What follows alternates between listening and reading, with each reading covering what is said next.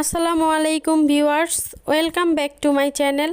নুসাইবা নূর কিচেনের পক্ষ থেকে সবাইকে স্বাগতম। আমার আজকের রেসিপি হচ্ছে দুটো আলু দিয়ে ঝটপট নাস্তার রেসিপি।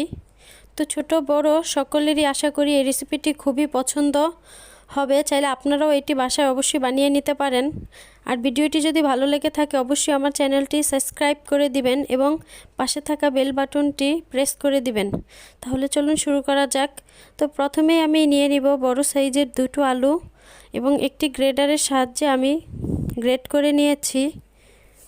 তো গ্রেট করে নেওয়ার এ পর্যায়ে আমি এখন নর্মাল পানি দিয়ে বেশ ভালোভাবে আলুগুলো ধুয়ে নিব।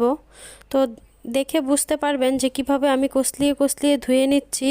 তো আপনারাও সেমভাবে কষলিয়ে ধুয়ে নেবেন এবং আলুর ভিতরে থাকা কষগুলো ভালোভাবে বের করে নেবেন। তো আমি হাতের সাহায্যে চেপে আলুগুলো আমি উঠিয়ে নিচ্ছি। এ পর্যায়ে আমি সবগুলো আলু সেমভাবে উঠিয়ে নিব। তবে আলুগুলো আমি 2 থেকে 3 বার ভালো পানি দিয়ে ধুয়ে নিয়েছি। তো দেখতেই পাচ্ছেন আমার আলুগুলোর মধ্যে এক্সট্রা কোনো পানি নেই। তো এ পর্যায়ে আমি চুলার মধ্যে দিয়ে দিব একটি কড়াইয়ের মধ্যে আমি আলুগুলো দিয়ে দিব। তো আলুগুলো দিয়ে একটি ভাজা কাঠির সাহায্যে ছড়িয়ে দিব। তো ছড়িয়ে দেওয়ার এ পর্যায়ে এর মধ্যে আমি অল্প পরিমাণে পানি অ্যাড করে দিব। তো অবশ্যই আমার পানিটা অ্যাড করতে হবে এতটুকু পরিমাণে। আমি যতটুক সুজি দিব সুজির তুলনায় ওই পরিমাণে আমার পানি অ্যাড করতে হবে এবং এর মধ্যে আমি অ্যাড করে দিয়েছি পরিমাণ মতো লবণ এবং হলুদের গুঁড়া। এরপরে একটি ম্যাগি মশলা দিয়ে দিয়েছি। আপনারা চাইলে এখানে মরিচ অ্যাড করতে পারেন। যদি বড়রা খান তাহলে আমি এই রেসিপিটি বাচ্চার জন্য করব, তাই আমি এখানে মরিচ অ্যাড করিনি। তো এ পর্যায়ে আমি ধনিয়া পাতা অ্যাড করে দিয়েছি। আলুগুলো বেশি সিদ্ধ করা যাবে না, যখন বলক চলে আসবে তো এই পর্যায়ে আমি এর মধ্যে এখন অ্যাড করে দিব 1 কাপ পরিমাণ সুজি।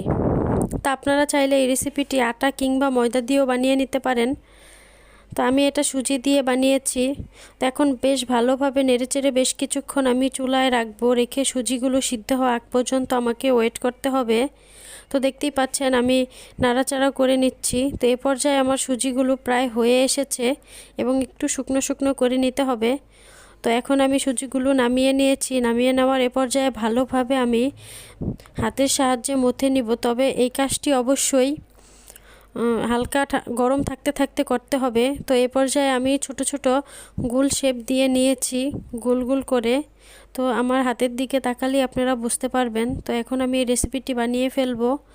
তো 2 আঙ্গুলের সাহায্যে মাঝখান দিয়ে ফাঁকা করে চেপে নিতে হবে। অবশ্যই আমারটা একটু নরম হয়ে গিয়েছিল। অবশ্যই আপনারা একটু সয়াবিন তেল ব্যবহার করবেন এবং যাদেরটা নরম হবে না কিংবা হাতের সাথে লেগে আসবে তারা অবশ্যই একটু সয়াবিন তেল ব্যবহার করবেন। এতে করে হাতের সাথে লাগার কোনো চান্স থাকবে না। তো দেখতেই পাচ্ছেন আমি বানিয়ে ফেলেছি। এখন আমি আরও একটি বানিয়ে দেখাবো আপনাদের।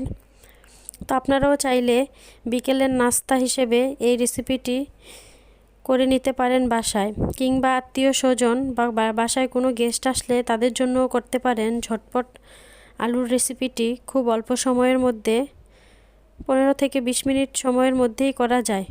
তো দেখতেই পাচ্ছেন আমার বানানো হয়ে গিয়েছে সবগুলো। এখন এ পর্যায়ে আমি চুলার মধ্যে একটি প্যান বসিয়ে দিব এবং প্যানের মধ্যে তেল গরম করে নিব। তেল গরম করে নিয়ে এখন বেশ কিছুক্ষণ পরে আমি দিয়ে দিব এই আলুর রেসিপিগুলো দিয়ে ভালোভাবে ভেজে নেব। তো অবশ্যই চুলার আঁচটা আমি মিডিয়ামে রাখবো। মিডিয়ামে রেখে 5 থেকে 7 মিনিট পরে উল্টে দিব। এতে করে দুনো পাশ ভালোভাবে ভেজে নেব। তো অবশ্যই চুলার আঁচটা মিডিয়ামে কেন রাখবো, মিডিয়ামে না রাখলে উপর দিয়ে পুড়ে যাবে এবং ভিতর দিয়ে কাঁচা থাকবে। তো এই জন্য আমি বেশ কিছুক্ষণ নেড়েচেড়ে নেব। আপনারা অনেকেই আমার ভিডিও দেখে চলে যান কিন্তু সাবস্ক্রাইব করেন না। অবশ্যই আমার চ্যানেলটি সাবস্ক্রাইব করে দিবেন। ভিডিওটি যদি একটুও ভালো লেগে থাকে তাহলে আমার চ্যানেলটি অবশ্যই সাবস্ক্রাইব করে দিতে ভুলবেন না। তো দেখতেই পাচ্ছেন আমি ভেজে নিচ্ছি। প্রায় 7 থেকে 10 মিনিট টাইম নিয়ে এটি আমি আস্তে ভাজবো। তো ভাজার এ পর্যায়ে আমার এই রেসিপিটি হয়ে গিয়েছে এবং দেখতেও খুবই সুন্দর, খেতেও ভীষণ সুস্বাদু ছিল এবং খুবই ক্রিস্পি ছিল এই রেসিপিটা।